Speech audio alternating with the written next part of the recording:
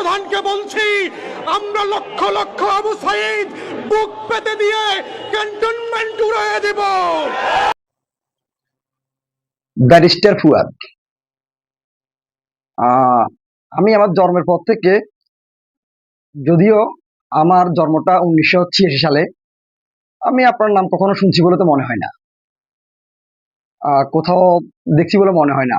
হঠাৎ করে আপনি বাংলাদেশের যে সেনাপ্রধান, তাকে নিয়ে যেসব মানে কথাবার্তা, যেসব বক্তব্য দিচ্ছেন, আপনি এই বিভাগটির কি কর্ণধার না? আপনার এই বিভাগটিতে যে কয়জন নেতৃবৃন্দ আছে না, ওই কয়জন নেতৃবৃন্দ আমি রাস্তা হাঁটলেই হয়। আমি বাসা থেকে বেরোলে এর থেকে বেশি কর্মী আমার আছে, এর থেকে বেশি কর্মী আমার পিছে হাঁটে। আপনার মতো আমার এবি পার্টি নেই। আমি ছোট্ট ছোট্ট একটা মানুষ, কিন্তু আপনি তো ব্যারিস্টার, আপনার ব্যবহার এত খারাপ কেন? আপনি সেনাপ্রধানকে বের করে দিচ্ছেন, আপনি সেনাপ্রধানকে এই করবেন সে করবে, আপনি কে রে ভাই? আপনি কি বলতেছেন? এই যে আপনি শহীদ কি হবেন? শহীদ আবু সাইদ হবেন। আপনি খবর নিয়ে দেখছেন শহীদ আবু সাইদের পরিবারের খবর কেউ রাখে? এত ফাঁকা পাকেন কেন ভাই?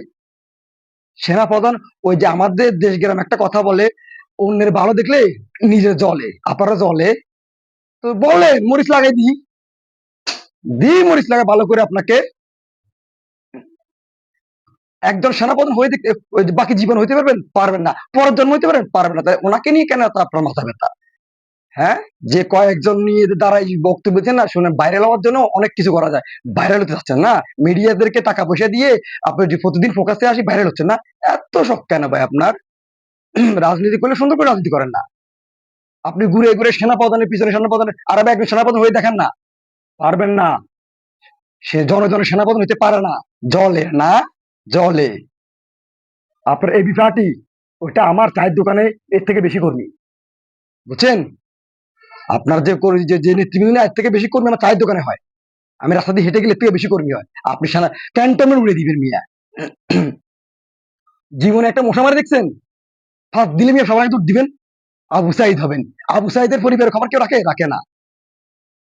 সেনাবাহিনী সেনাবাহিনী সেনাবাহিনী আপনি কি করছে?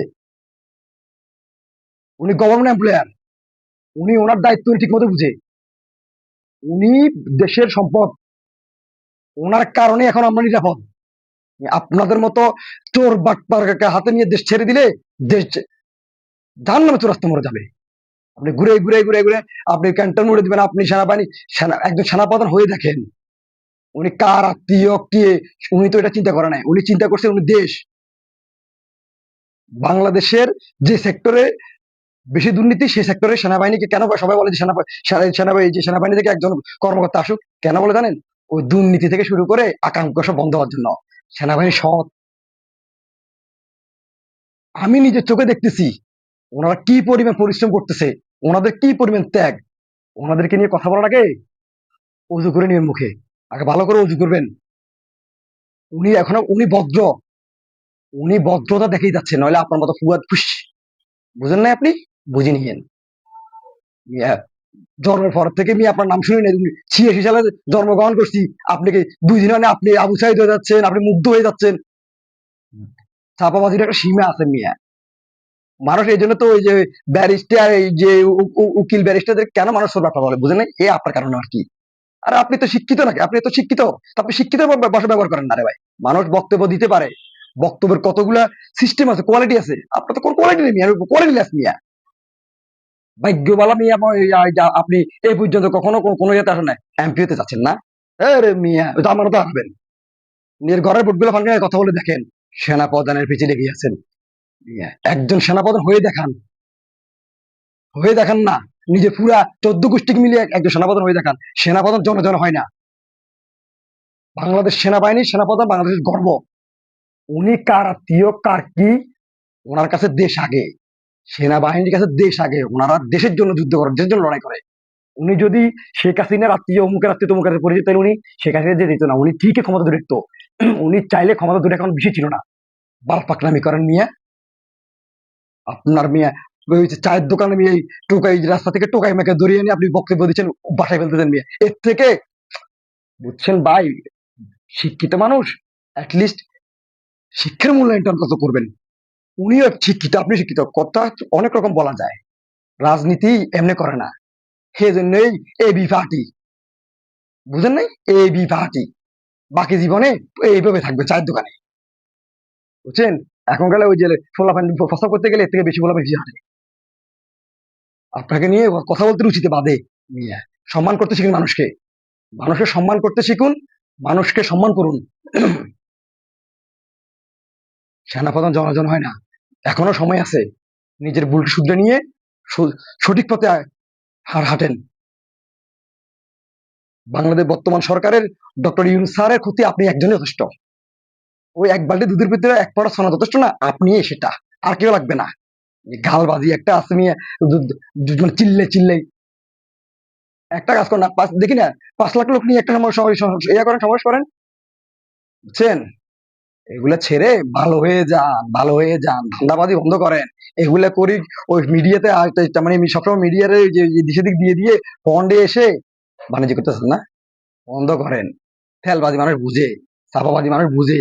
আবু সাইদ, মুগ্ধ, ওরা মারা যাবার কোথায় ছিলেন ভাই? আপনি চেহারা তো দেখিনি আপনার মিয়া, আপনার মতো একটা নাম আছে যেটুকু জানতাম না আমরা।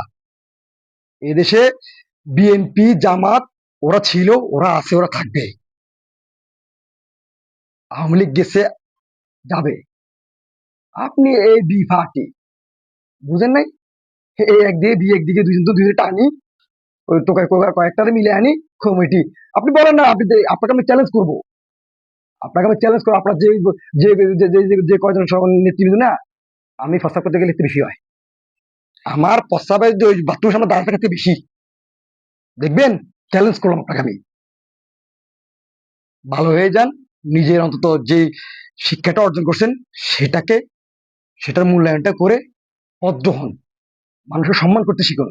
আপনারা আপনারা মানুষকে ছোটদেরকে পথ দেখাবেন কিভাবে মানুষের সাথে আচার ব্যবহার করতে হয়। আপনার তো আচার ব্যবহার দেখে তোমায়, বুঝছেন? ভালো হন ভাই, ভালো হন। নিজের অন্তত শিক্ষাটাকে, যে যে একটা অর্জন, আপনি ব্যারিস্টার, না ওই ব্যারিস্টারটার ওইটা সম্মানটা ওইটুকু রাখেন। আপনার আচার ব্যবহারে তো মনে হচ্ছে যে আপনি ব্যারিস্টার, আদৌ কি সন্দেহ আছে? আপনি সেনাপ্রধানের পিছনে লাগছেন। সেনাপ্রধান বাংলাদেশের গর্ব, বুঝছেন? ভালো হয়ে যান। উনি বদ্ধ বিদায় এখনো হাঁটতেছেন, চলতেছেন, ফিরতেছেন। নইলে শুনেন, রাস্তা রিক্সার ড্রাইভারটারে কেউ গালি দিলে না, ও রিক্সার থেকে নামি থাপ্পড় লাগে একটা, বাকিটা আপনি বুঝে নিবেন।